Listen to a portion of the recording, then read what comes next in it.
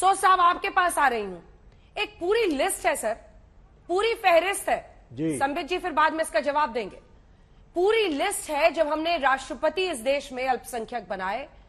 दूर छोड़िए ना सर, मनमोहन सिंह प्रधानमंत्री बने देश के, कांग्रेस पार्टी के ये नेता क्या उनका नाम भूल गए हैं, या फिर ऋषि सुनक के नाम पर इंडिया में अब कांग्रेस पार्टी के नेता हिंदू मुस्लिम करना चाहते हैं?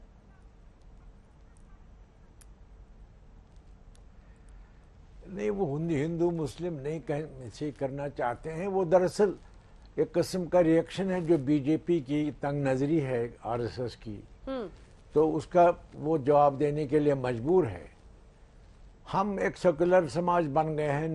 जवाहरलाल नेहरू ने इसकी बुनियाद रखी और बहुत बड़ी जमहूरियत बनाया, जिसका क्रेडिट तो जवाहरलाल नेहरू को। आज के दिन में मुझे लगता है इस सारी दीवार को मुनहदिम किया जा रहा है तंग नजरी से। तो वरना हिंदुस्तान को दिखाने के लिए बहुत कुछ है। और जो सुनक साहब बन रहे हैं ब्रिटेन में, तो वो तो हिंदुस्तान के लिए लेसन है। यहाँ जो तंगी हो गई है आज के दिनों में, तो ये मैं कहना नहीं चाहता, मगर एक बात है, हिंदुस्तान को सबक सीखना चाहे ऋषि सुनक से कि वो बरतानिया का प्राइम मिनिस्टर बन रहा है, जबकि सुनक साहब जाती तौर पर हिंदू मत मानते हैं और उन्होंने जो वक्त वहाँ बिताया वो ब्रिटेन के कल्चर में रच बस गए। अब वो ब्रिटिश शहरी हैं, लेकिन ये देखना है कि सुनक वहाँ वजीर आजम होता है। हाँ। तो यहाँ क्या हिंदुस्तान में 20 करोड़ मुसलमान हैं। हाँ। कभी ये सोचा गया कि मुसलमान भी प्राइम मिनिस्टर बन सकता है? पार्लियामेंट के इजलास में यह कहा गया कि मुसलमान कभी नहीं बन सकता। ये एक चांस दिया था वीपी सिंह ने, मुफ्ती सईद साहब वजीर दाखिला हो गए। यहाँ तो मुसलमानों के साथ जो रवैया है जैसे बीजेपी का, आरएसएस का, भले ही भागवत साहब ने कुछ तकरीरें अभी बड़ी अच्छी की, अगर वो उस डगर पर रहेंगे, मैं चिट्ठी भी लिखना चाहता हूँ, वही हिंदुस्तान की अजमत है कि अभी जो भागवत साहब ने कहा उस पर वो डटे रहे। ठीक है, संबित जी से आप जवाब लेते हैं, फिर लौट रही हूं आपके पास। तंग नजरी है। ठीक है, लौट रही हूँ सर आपके पास। संबित जी, क्या कोई मुस्लिम इस देश का पीएम बनेगा, ये सैफुद्दीन साहब पूछ रहे हैं। संबित जी देखिए अंजना जी, पहले तो आपको और आपके तमाम व्यूअर्स और हमारे जो पैनलिस्ट हैं उनको दीपावली के अवसर पर बहुत बहुत शुभकामनाएं। आपको भी। और वैसे तो आप भी वो फहरिस्त दिखा रही हैं, मगर हिंदुस्तान के खातिर मैं वो फहरिस्त पढ़ना चाहता हूं जहां हिंदुस्तान ने इससे पहले कि अमेरिका ने और ब्रिटानिया ने कुछ किया हो, हिंदुस्तान ने क्या किया है, ये फहरिस्त आपके सामने है।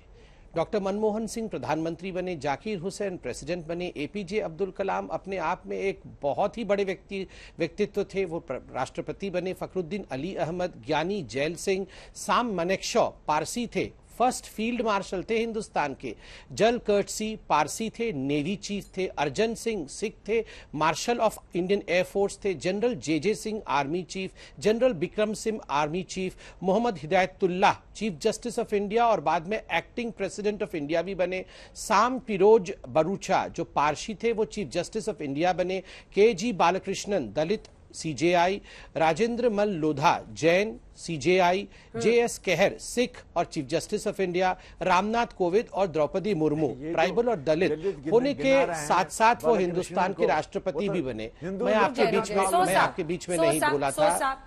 एक सेकंड सोच साहब, शांति रखिए, पूरा कर ले फिर आपके पास आऊंगी सर। और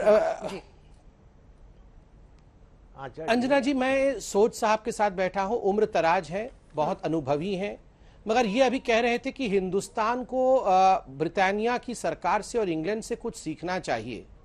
आप बताइए, वो व्यक्ति हिंदुस्तान को सबक देने की बात कर रहा है जिस व्यक्ति ने, सोच साहब ने अपने किताब में लिखा कि परवेज मुशर्रफ जो कह रहे हैं बिल्कुल सही कह रहे हैं, कश्मीर को हिंदुस्तान से अलहदा होना चाहिए और कश्मीर को अगर आप आज पूछिएगा कश्मीरियों से तो वो इंडिपेंडेंस चाहते हैं, वो हिंदुस्तान के साथ रहना नहीं चाहते हैं। 2 साल पहले कहा है आपने किताब, मैं बीच में नहीं बोला, सोच साहब कृपया करके मुझे सुन लीजिए, जैसे वो पूरा करेंगे मैं आपसे जवाब लूंगी, लेकिन बीच में नहीं सर, शाउटिंग मैच नहीं, मैं आपसे जवाब लूंगी।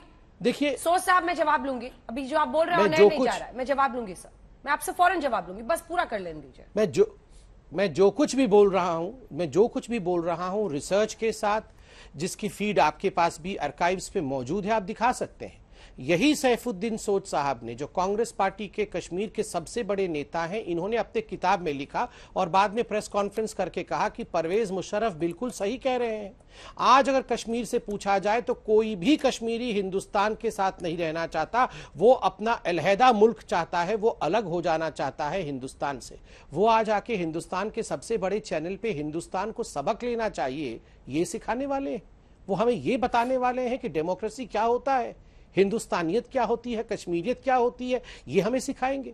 और दूसरी बात है, जहां तक कांग्रेस पार्टी का सवाल है, हिंदुस्तान में अगर जश्न मनाने का कोई भी मौका मिले तो उसमें रंग में भंग कैसे डालना है, अगर कहीं आपको देखना है तो वो कांग्रेस पार्टी में देखना है। सर्जिकल स्ट्राइक हिंदुस्तान पाकिस्तान के ऊपर कर दे तो ये लो जी वो लो जी कैसे हो गया।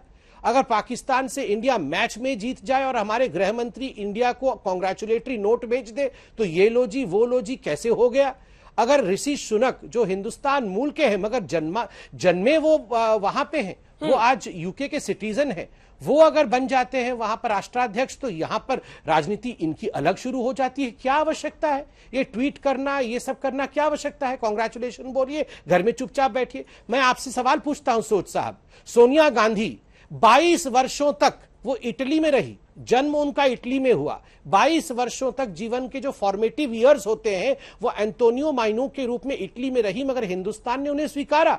हिंदुस्तान की सबसे बड़ी पार्टी की, जो सबसे बड़ी पार्टी कभी थी अब उस पर ग्रहण लग गया है, सबसे बड़ी पार्टी की वो अध्यक्षा बनी, 19 वर्षों तक अध्यक्षा रही, अध्यक्षा 19 वर्षों तक रही। मैं लौट रही हूं, मैं आपसे जवाब लूंगी सर, थोड़ा सा इंतजार करें, पूरी करें अपनी बात संबित।